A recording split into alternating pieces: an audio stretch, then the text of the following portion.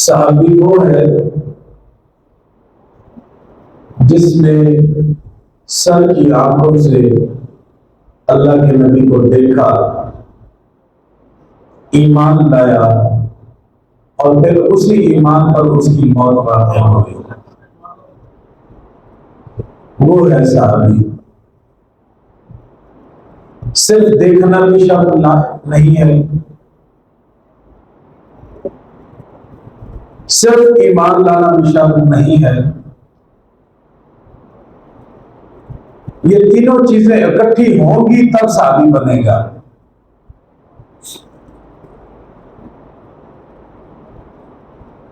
हजरत वैसे करनी रसूलुल्लाह सल्लल्लाहु अलैहि वसल्लम का जमाना पाया है, कलमा भी पढ़ा है, ईमान पर मौत भी वाक़या हुई है, लेकिन सहाबी नहीं।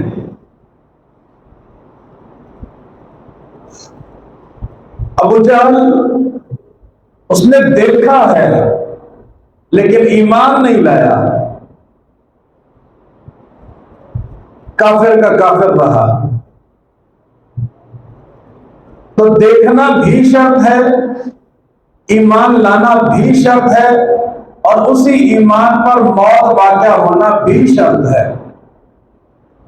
इनमें से कोई एक चीज भी नहीं होगी तो वो सहाबी नहीं बन सकता। जमाना नहीं पाया, कलमा पढ़ लिया है, ईमान लिया है, मुसलमान है लेकिन सहाबी नहीं। बात समझ रहे हैं? कलमा पढ़ लिया है,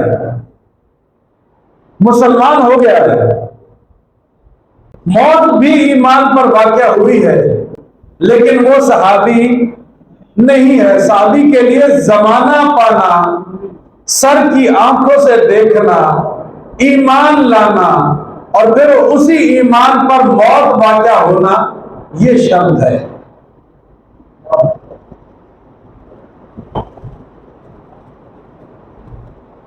एक शख्स अल्लाह के नबी की खिदमत में आया, अभी किसी नमाज का वक्त नहीं है। मिसाल के तौर पे आजकल सुबह सूरज तुलू किस वक्त है?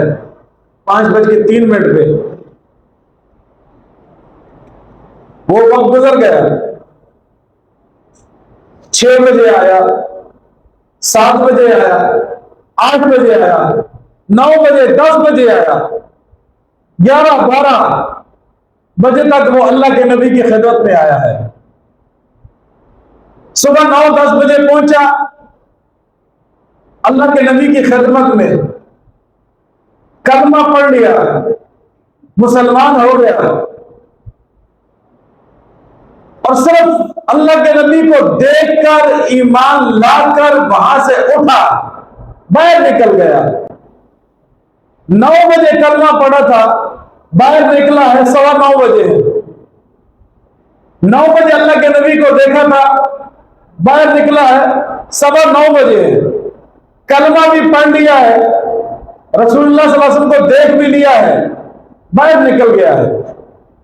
अब ना उसने कोई नमाज पढ़ी है, क्यों? ज़ोहर दाखिल होने का भी वक्त बाकी है।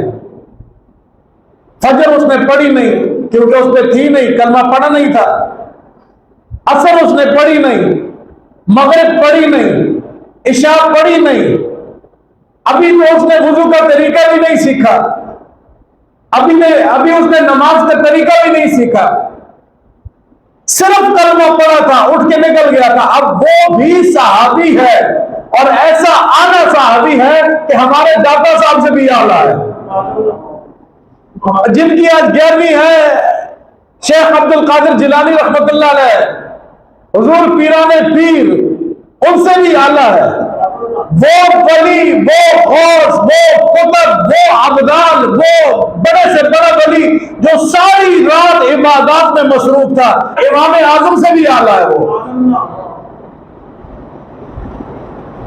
बड़े से बड़ा मुहक्किक, बड़े से बड़ा मुहद्दिस, बड़े से बड़ा फकीह जो बाद के दौर का है, उससे वो 15 मिनट का वो सहाबी जिसने रसूलुल्लाह को सिर्फ देखा था, उठ के चला गया था, कोई नमाज ज़कात पास है ही नहीं, कोई ऐसा अमल है ही नहीं जो शरीयत के मुताबिक उसने सीखा हो, लेकिन फिर भी तमाम मुहद्दिसीन से भी आला है, तमाम फुकहा से भी आला है, तमाम मुफस्सिरीन से भी आला है।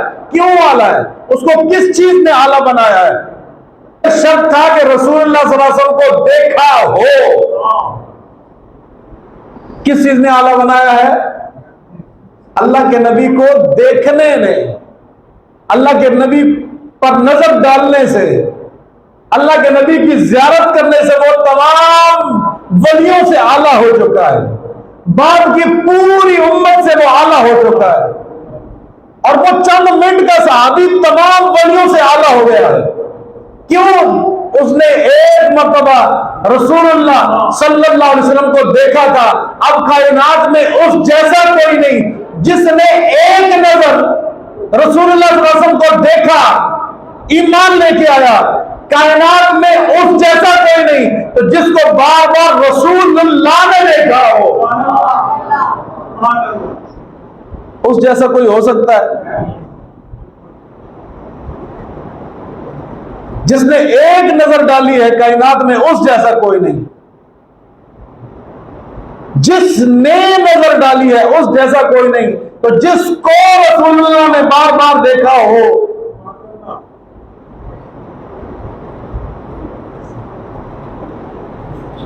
अब सवाल यह पैदा होगा कि सहाबी को सहाबी किस चीज ने बनाया? सहाबी को सहाबी निगाह मुस्तफा ने बनाया है। किस चीज ने बनाया? बोलिए। अल्लाह के पाक महबूब की निगाह, उस वक्त पाक महबूब की निगाह पड़ी थी, पाक महबूब को किसी ने देखा, उस वक्त देखा, सर की आंखों से देखा, वो पूरी उम्मत से आला हो चुका है। तो उसको वो मकाम मर्तबा किससे मिल रहा है? अल्लाह के पाक महबूब को एक मर्तबा देख लेने से सहाबी बन रहा है। जिसने एक मर्तबा देखा वो बन गया सहाबी। तो मालूम यह हुआ कि सहाबी नमाज से नहीं बना, सहाबी रोजे से भी नहीं बना, सहाबी हज ज़कात से भी नहीं बना, सहाबी जिहाद से भी नहीं बना। सहाबी को सहाबी बनाने वाला अमल वो दीदार मुस्तफा है। अल्लाह के पाक महबूब पर नजर डालने से वो सहाबी बना है। तो अब किसी अमल की बुनियाद पर किसी सहाबी पर तनकीद नहीं की जा सकती। जब वो अमल से बना ही नहीं तो वो उस तनकीद उस पर जायज ही नहीं। क्यों? उसको अमल ने बनाया ही नहीं है। जब अमल ने बनाया ही नहीं, फिर उनकी अमल पर तनकीद भी जायज नहीं। तो फिर ये कहना पड़ेगा रसूलुल्लाह सल्लल्लाहु अलैहि वसल्लम का जो भी सहाबी है वो अमल की बुनियाद पर नहीं बना है, तो अमल वो चीज है ही नहीं जो सहाबी बनाए। सहाबी बनाने वाली चीज है दीदार मुस्तफा। तो अब जो तनकीद करेगा रसूलुल्लाह के किसी सहाबी पर, तो वो रसूलुल्लाह सल्लल्लाहु अलैहि वसल्लम की निगाह पर तनकीद कर रहा है। गज गज की जुबानें लेके लोग इंटरनेट पे बैठ के भौंक रहे हैं, सुना होगा आपने। जब सहाबी को सहाबी किसी अमल ने बनाया ही नहीं, तो फिर तुम उन पर तनकीद कर कैसे सकते हो? सहाबी को तो दीदार मुस्तफा सहाबी बना रही है, सहाबी को मकाम मर्तबा सरकार को देखने से मिला है। तो अब जब सरकार अलैहिस्सलाम को देखने से सहाबी बना है, तो अब तुम्हारी तनकीद सहाबी के अमल पर नहीं जा सकती, तुम्हारी तनकीद जाएगी निगाह मुस्तफा पर। और निगाह मुस्तफा पर तनकीद करोगे मोमिन रहोगे। गज गज की जुबानें हैं और उल्लू के पट्टों को समझ ही नहीं है हम बोल किसके बारे में रहे हैं।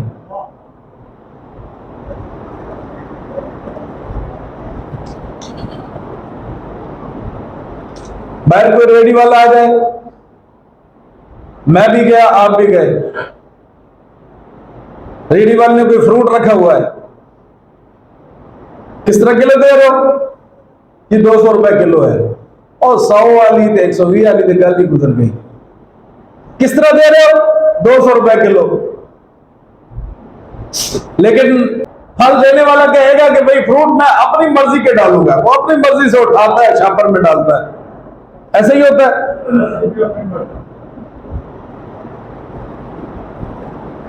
मांग भी वो अपनी मर्जी के रहा है, दे भी अपनी मर्जी के रहा है।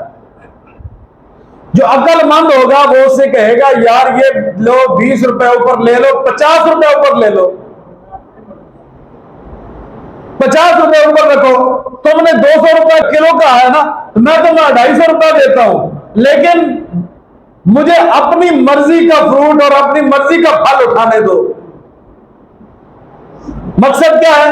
मैं उठाऊंगा, उसके अंदर कोई खोट नहीं होगा। मैं जो दाना उठाऊंगा वो साफ सुथरा होगा, वो बेदाग होगा, उसके जायके में भी फर्क नहीं होगा, वो दाना देखने में भी ठीक होगा। वो जब देखने में ठीक है तो अंदर से भी ठीक होगा। क्यों? मैं खुद चुन रहा हूं, मैं अपनी मर्जी से उठा रहा हूं। अगर उसके बावजूद उसके अंदर कोई फर्क आता है तो कसूर मेरा है। 10 मिनट के बाद फिर मैं उसके पास जाऊं, उससे जाके कहूं कि भाई मैं जो फ्रूट लेके आया था उसके अंदर ये फर्क है, वो कहेगा बाबा तू आप छोड़ के लेके गया है। तो वो कमजोरी किसकी थी? अगर फल ठीक नहीं गया तो कमजोरी किसकी है? मेरी। क्यों? मैंने खुद चुना था, मैंने 50 रुपए ऊपर देकर चुना था, उसके बावजूद फल ठीक नहीं आया, उसके अंदर खोट है, फल खराब है। वो कमजोरी मेरी थी, मैंने गलत चुना था। मैं चाहता तो साफ सुथरे चुन सकता, लेकिन 50 दे के भी मैंने सही चीज नहीं चुनी। कमजोरी मेरी थी, क्योंकि मैं कमजोर हूं, मैं इंसान हूं, मैं बशर हूं, मुझसे गलती हो सकती है। तो जो रब अल्लाह के पाक महबूब ने इरशाद फरमाया इन्नल्लाह तारा अस्हाबी, अल्लाह ने चुना है मेरे लिए, मेरे सहाबा को। मैं कमजोर था, एक चीज चुन रहा हूं, उसके अंदर खोट हो सकता है। जो बेऐब रब है, जो हर कमजोरी से पाक रब है, जो हर ऐब से पाक रब है, जो हर नुक्स से पाक रब है, जो हर कमजोरी से पाक रब है, वो रब जिसको चुने, मुझे बताइए उसके अंदर कोई खोट होगा? तो अल्लाह के पाक महबूब ने इरशाद फरमाया अल्लाह ने मेरे लिए मेरे सहाबा को चुना है। तो अब जब तुम एतराज करते हो किसी सहाबी पे तो उंगली कहां उठती है? दोनों तरफ से बंदा फंस रहा है। पहले तो जब सहाबियत का इनकार किया, तनकीद किया, तुमने सहाबियत का इनकार किया, उसके साथ तुमने रसूलुल्लाह सल्लल्लाहु अलैहि वसल्लम की निगाह का इनकार कर दिया। और जो रसूलुल्लाह का नहीं हो, रब का किਵੇਂ हो सकता है? रब ने उसे अपना भी नहीं रखा, क्योंकि रब ने चुना था, तुमने तनकीद कर दी। रब ने पसंद किया, तुमने तनकीद कर दी। रब ने पसंद किया महबूब के लिए, चुन के महबूब के हवाले किया, तुमने ऊपर तनकीद कर दी। अब बताओ तुम्हारा ईमान कहां गया?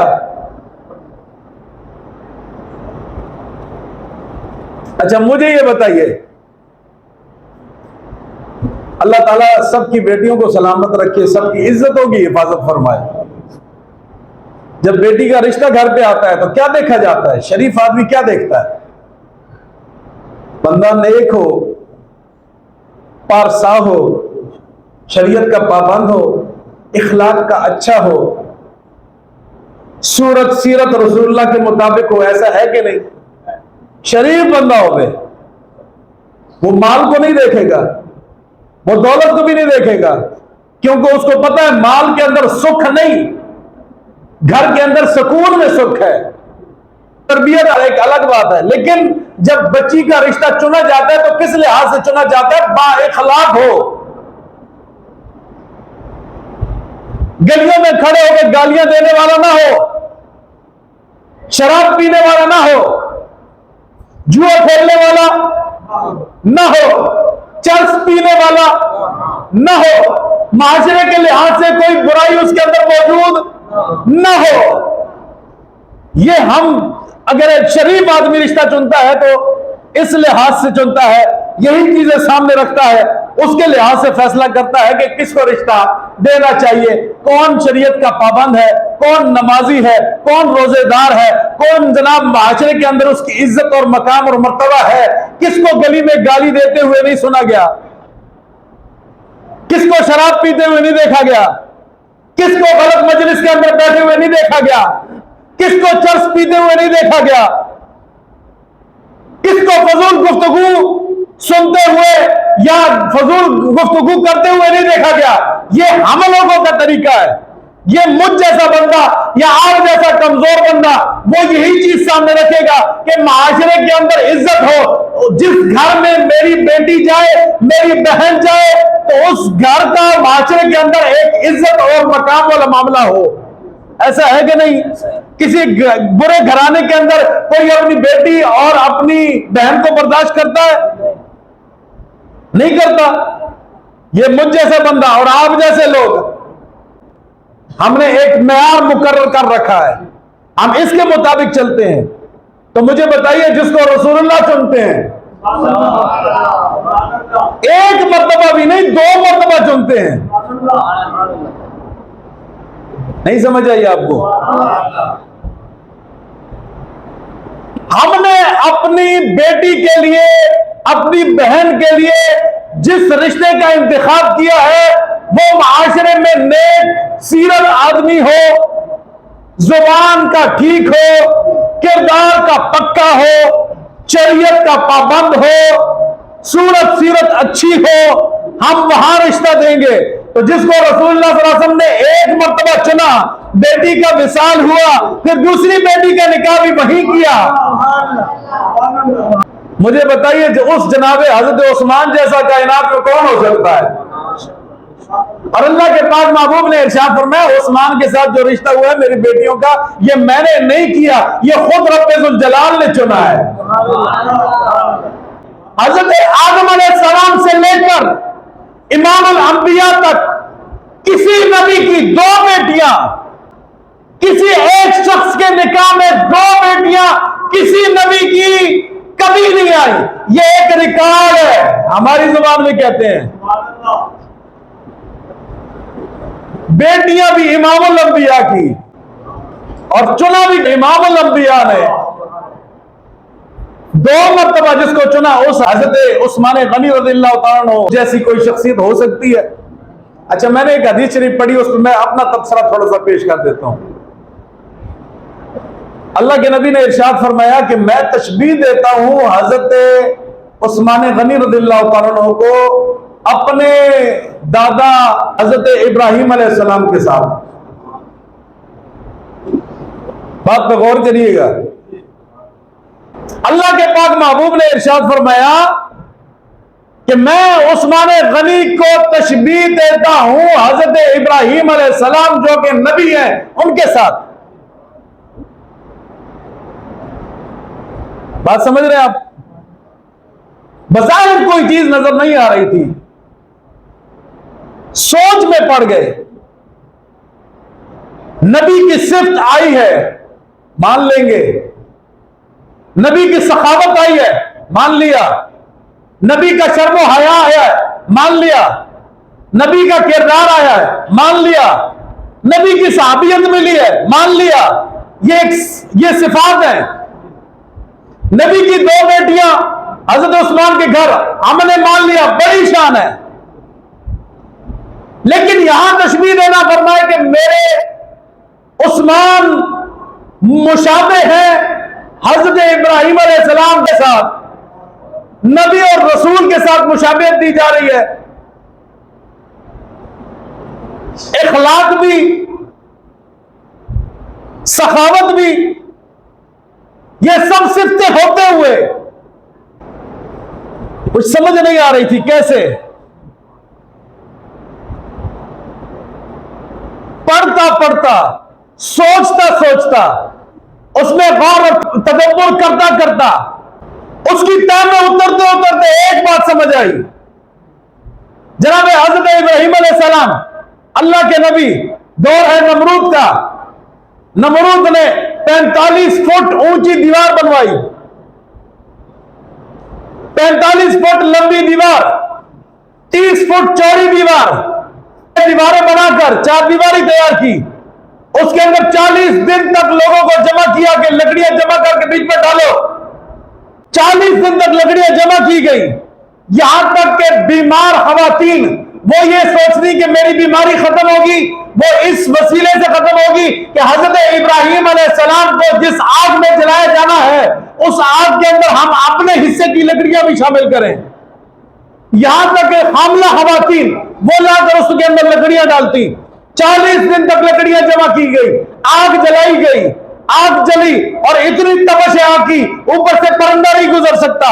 हजरत इब्राहिम अलैहिस्सलाम को आग के अंदर फेंका जा रहा है। फरिश्ते अर्ज करते हैं मौला करीम इजाजत दे कि हम हजरत इब्राहिम अलैहिस्सलाम के पास जाएं, उनसे जाके कहे ए इब्राहिम, अल्लाह के नबी, हम फरिश्ते हैं, आपकी मदद के लिए आए हैं, हमें हुक्म हो जैसा आप कहेंगे वैसा हम करेंगे। चाहे तो मंजनीक खराब कर दें, चाहे तो आग बुझा दें, चाहे तो आपके लिए तकालीफ से आपको दूर कर दे, जैसे आपकी मर्जी हो वैसे कर लेते हैं। रब ने फरमाया फरिश्तों जाओ, लेकिन मैं अपने इब्राहिम को जानता हूं, मैं अपने इब्राहिम को जानता हूं, वो तुमसे मदद नहीं लेगा, क्योंकि नबी का ताल्लुक मेरे साथ है। जो मेरे साथ डायरेक्ट हो उसको दरमियान में वसीले की जरूरत नहीं, वसीला उसको चाहिए होता है जो मुझ तक ना पहुंच सकता हो। हजरत इब्राहिम अलैहिस्सलाम के पास आए, आगे कहने लगे जी बारिश का फरिश्ता है। कहते हैं जी अगर आप चाहे बारिश बरसा देते, आग बुझ जाएगी, अगर आपकी मर्जी हो तो किसी तरीके से आपको बचा लेते हैं। आपने फरमाया नहीं, वो रब जानता है, वो रब मुझे देख रहा है, वही मुझे संभालेगा, उसने जो लिखा है मुझे मिलेगा। हज़रत इब्राहिम अलैहिस्सलाम ये नहीं कहते ऐ अल्लाह मुझे आग में डाला जा रहा है, ऐ अल्लाह मुझे मंजनीक में डाल दिया गया है, अभी फेंकने लगे हैं, मौला करीम आग को ठंडा कर, ऐ अल्लाह मुझे बचा, ये नहीं कहा, बल्कि मंजनीक में डाल दिया गया, फेंका जा रहा है। हज़रत इब्राहिम अलैहिस्सलाम फिर भी कहते हैं जिस बात में मेरा रब राजी मैं भी राजी, मेरा रब मुझे देख रहा है, वही मुझे संभालेगा, वही मुझे इस आग की तपश से बचाएगा। जब आग के अंदर फेंका गया, वो आग जो 40 दिन तक जलाई गई थी, वो आग जिसके अंदर इतनी लकड़ियां जमा करके डाला गया था, वो आग जिसको इतना तपाया गया था कि उसके ऊपर से परिंदा भी नहीं गुजर सकता, जब डाला जाता है तो मंजनीक के जरिए से दूर से, क्योंकि तपश ज्यादा है। हजरत इब्राहिम अलैहिस्सलाम की दुआ, इमामुल अंबिया, उनके नवासे जब मैदान करबला में उतरे तो उन्होंने भी इसीलिए नहीं पुकारा था कि वो रब देख रहा है, क्योंकि सुन्नत हजरत इब्राहिम अलैहिस्सलाम की जिंदा करनी है। अच्छा, बताने का मकसद क्या है? हजरत इब्राहिम अलैहिस्सलाम को आग में डाला जा रहा है, आग के अंदर डाल दिया गया, फरिश्ते आए, आपको पैरी से पकड़ा, आग की तपश से बचाया। नमरूद ऊपर से देख रहा है, खुश है कि मैं आग में फेंक रहा हूं, और हजरत इब्राहिम अलैहिस्सलाम आग में जाएंगे, जल जाएंगे, खत्म हो जाएंगे, और जनाब उनका वजूद जल जाएगा। लेकिन जब हजरत इब्राहिम अलैहिस्सलाम को आग के अंदर डाला गया, नमरूद देख रहा था कि आग के अंदर भी जन्नत सजी हुई है। नारे तकबीर, नारे रिसालत, नारे हैदरी, ताजदारे खत्मे नबूवत, ताजदारे खत्मे नबूवत, ताजदारे खत्मे नबूवत। मंजनीक में बिठाया गया, फरिश्ते हो रहे हैं, फरिश्ते रब की तरफ तवज्जो कर रहे हैं। आग में फेंका जा रहा है, तब भी फरिश्ते रब की तरफ रुजू कर रहे हैं। लेकिन हजरत इब्राहिम अलैहिस्सलाम मुतमईन, कोई खौफ नहीं, कोई डर नहीं, जिसका हो वही संभालेगा। आग में फेंक दिया गया, रब ने फरमाया या नारो कूनी बर्दो व सलामन अला इब्राहिम, ए आग ठंडी हो जा, और ठंडी भी इतनी जितनी सलामती वाली होती है, ज्यादा ठंडी भी नहीं। हजरत अली फरमाते हैं अगर रब ने यह ना फरमाया होता कि वो सलामन, अगर सलामती वाला रब ने ना फरमाया होता तो हजरत इब्राहिम अलैहिस्सलाम उस आग की ठंडक भी बर्दाश्त न कर पाते। आग में डाल दिया गया, लेकिन हजरत इब्राहिम अलैहिस्सलाम तवक्कुल, एतमाद, भरोसा यकीन किस पर है? मैंने जो हदीस पढ़ी है कि अल्लाह के नबी ने इरशाद फरमाया कि मेरा उस्मान इब्राहिम अलैहिस्सलाम के मुशाबे है। यह बात मैंने पेश कर दी कि इब्राहिम अलैहिस्सलाम को आग में डाला गया, लेकिन तवज्जो वहां है, रजा उसकी मांग रहे हैं, तवक्कुल उस पर है, भरोसा उस पर है। अब आइए हजरत उस्मान रज़ियल्लाहु अन्हु को देखिए, हजरत उस्मान को देखिए। इससे पहले मैं एक हदीस शरीफ पेश कर दूं। अल्लाह के पाक नबी का वक्त विसाल था, आखिरी दिन थे। अल्लाह के नबी ने इरशाद फरमाया, ऐ आयशा मेरे सहाबा में से किसी सहाबी को बुलाओ। या रसूलुल्लाह सल्लल्लाहु अलैहि वसल्लम अबू बकर सिद्दीक रज़ियल्लाहु अन्हु को बुला लो। फरमाया नहीं नहीं, अबू बकर सिद्दीक की बात नहीं कर रहा। या रसूलुल्लाह सल्लल्लाहु अलैहि वसल्लम उमर को बुलाओ। फरमाया नहीं, उमर की बात भी नहीं कर रहा। या रसूलुल्लाह सल्लल्लाहु अलैहि वसल्लम उस्मान को बुलाओ। फरमाया बुला लाओ। हजरत उस्मान को बुलाया। हजरत आयशा फरमाती है अल्लाह के नबी ने हजरत उस्मान रज़ियल्लाहु अन्हु को पास बुलाया, मुझे फरमाया आयशा पीछे जाओ। फरमाती है मैं पीछे हो गई। अल्लाह के नबी ने हजरत उस्मान से कुछ सरगोशी फरमाई, सरगोशी फरमाई, आहिस्ता बात की। हजरत उस्मान के चेहरे का रंग तब्दील हो गया। जिन दिनों में हजरत उस्मान गनी रज़ियल्लाहु अन्हु को 40 दिन मुहासरे में रखा गया था, हजरत उस्मान गनी रज़ियल्लाहु अन्हु का पानी जो आपने मदीना शरीफ में कुएं खरीद कर मुसलमानों के लिए वक्फ किए थे, उन कुओं का पानी भी बंद था, घर से बाहर निकलना भी बंद था, मस्जिद नबी की जमीन खरीदी थी, उस मस्जिद नबी में जाना बंद था। आपको कैद के अंदर रखा गया, 40 दिन तक मुहासरे में रखा। तो हजरत उस्मान रज़ियल्लाहु अन्हु से कहा गया हुजूर हुक्म दीजिए, हम पाबंद हैं। ये तो चंद लोग हैं जिन्होंने आपका मुहासरा कर रखा है, आपके घर का। ये चंद लोग हैं जो आपके खिलाफ नारे लगा रहे हैं, ये चंद लोग हैं जो आपके खिलाफ बगावत कर रहे हैं। आप हुक्म दीजिए, हम इनकी गर्दनें अभी उतार देते हैं। हजरत अली ने भी फरमाया था, बाकी साहबा ने भी फरमाया था। हुजूर अर्ज की थी हुजूर आप मेहरबानी फरमाई, इजाजत दीजिए, इन लोगों को खत्म कर देते हैं। आपने फरमाया नहीं नहीं, मुझे अल्लाह के पाक महबूब ने हुक्म दिया था उस्मान तुझे एक खिलाफत का जुब्बा पहनाया जाएगा, लोग उसको उतारने की कोशिश करेंगे, तुमने वो जुब्बा नहीं उतारना बल्कि तुमने सब्र करना है। मैं उस रब की रजा पे राजी हूं, मैं उस रब की रजा पर राजी हूं, जैसा रब चाहे। अब आपको तशबीह नजर आई कि नहीं आई? हजरत इब्राहिम अलैहिस्सलाम ने क्या किया था जब आग में डाला जा रहा था? आपने फरमाया रब की रजा पे राजी हूं। हजरत उस्मान गनी रज़ियल्लाहु अन्हु को शहीद किया जा रहा है। हुजूर अगर आप कहें ये तो चंद लोग हैं, इनको कत्ल किया जा सकता है, और जहां पे मौला अली जैसा रब का शेर मौजूद हो, उन लोगों की औकात टिक सके।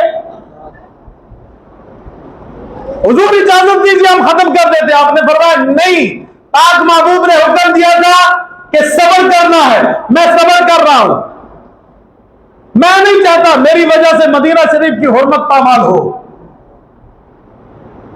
मदीना शरीफ छोड़ जाइए। फरमाया कमाल करते हो, रसूलुल्लाह का रोजा छोड़ जाऊं?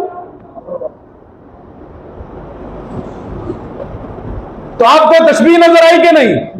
हजरत इब्राहिम अलैहिस्सलाम को आग में डाला जा रहा है, लेकिन क्या कहते हैं कि तवक्कुल अल्लाह पे है, भरोसा उस पर है, वही बचाएगा। और हजरत उस्मान गनी रज़ियल्लाहु अन्हु जब वक्त विसाल आया तो तवक्कुल।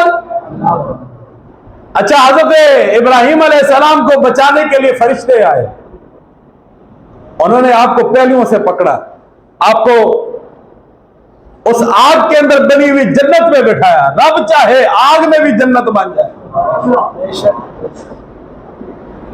वहां बिठाया। हजरत इब्राहिम अलैहिस्सलाम को बचाने के लिए फरिश्ते पहुंचे, रब के हुक्म से पहुंचे, आग को ठंडा किया रब के हुक्म से हुआ। तो हजरत उस्मान गनी रज़ियल्लाहु अन्हु को बचाने के लिए कौन आया? ये समझ रहे हैं कि नहीं समझ रहे? गौर करिएगा। हजरत उस्मान गनी रज़ियल्लाहु अन्हु के पास सहाबा गए, हुजूर इतने दिन हो गए आपको मासूर रखा गया, आप क्या फरमाते हैं? फरमाया कि बस हमारी जो दिन है वो कटने वाले हैं, मुसीबतें खत्म होने वाली हैं। उन्होंने कहा क्यों? वरना रात को मैंने देखा था ये जो मेरे घर का रोशनदान है इसमें पाक महबूब ने वहां से मुझे आवाज दी थी। फरमाया था, ए उस्मान, अगर चाहो तो हम हाथ उठा देते हैं, ये बागी ग्रुप खुद ब खुद खत्म हो जाएगा, ये बगावत मिट जाएगी, ये बागी अपनी मौत खुद ब खुद मर जाएंगे।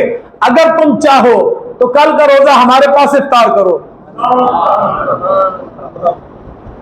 बहुत मुसीबत में हो, बहुत परेशानी में हो, या रसूलुल्लाह सल्लल्लाहु अलैहि वसल्लम है परेशानी, पर मैं परेशान होने की जरूरत नहीं है, कल का रोजा हमारे पास इफ्तार करो। और आपके गुलाम कहते हैं, जिस दिन आपका विसाल हुआ, एक जुब्बा उस दिन पहना था जो आपने पहले कभी भी नहीं पहना था, पिछले दौर में भी नहीं पहना था, ईमान लाने के बाद भी नहीं पहना था। तैयार होके, खुशबू लगा के आप कुरान लेके बैठ गए। हुजूर, आज कोई सजावट बखरी है, आज कुछ अंदाज ही मुख्तलिफ है। हुजूर, क्यों? आपने फरमाया, रात को मुझे अल्लाह के नबी ने इरशाद फरमाया था कि कल का रोजा तुमने मेरे पास इफ्तार करना है।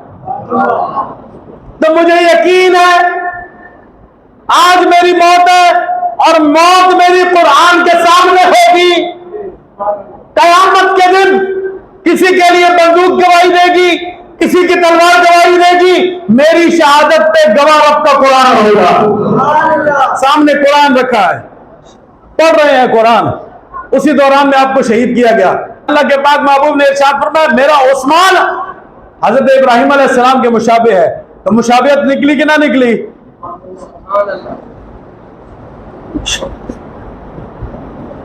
अल्लाह अकबर। आज का दिन हजरत उस्मान गनी रज़ियल्लाहु अन्हु की शहादत का दिन है, और दीन इस्लाम के लिए जो कुर्बानियां इन शख्सियात ने दी हैं उसका आप अंदाजा नहीं लगा सकते। आज हमारे घरों के अंदर दीन मौजूद है, हम कलमा पढ़ रहे हैं, रसूलुल्लाह सल्लल्लाहु अलैहि वसल्लम की शरीयत मौजूद है, तो वो हजरत उस्मान गनी रज़ियल्लाहु अन्हु और बाकी सहाबा की मेहनत का सिला है। तो ये शख्सियात हैं जिन्होंने दीन के लिए कुर्बानियां दी हैं, जिन्होंने कुरान जमा करके हम तक पहुंचाया है। कुरान जमा करके हजरत उस्मान गनी रज़ियल्लाहु अन्हु की मेहनत थी, आपकी हजरत अबू बकर सिद्दीक रज़ियल्लाहु अन्हु के दौर से शुरू हुआ, हजरत उमर के दौर में जारी रहा, हजरत उस्मान गनी रज़ियल्लाहु अन्हु के दौर के अंदर कुरान पाक मुकम्मल हुआ।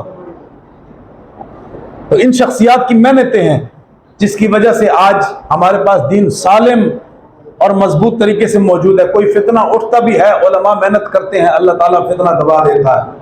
जो आजकल फितना है भी दब जाएगा, बड़े बड़े आए और दब गए, खत्म हो गए, मिट गए, लेकिन रहेगा, रब का नाम रहेगा, पाक महबूब का नाम रहेगा, पाक महबूब की इज्जत रहेगी, पाक महबूब की शान और खत्म नबूवत में पहरा देने वाले लोग आते रहेंगे, सहाबा की अजमत बढ़ती चली जाएगी, अहले बैत की शान बढ़ती चली जाएगी, फितना मिट जाएगा, फितने मिट जाएंगे। इन शख्सियात की इज्जत पर किसी किस्म का आंच रब आने नहीं देगा।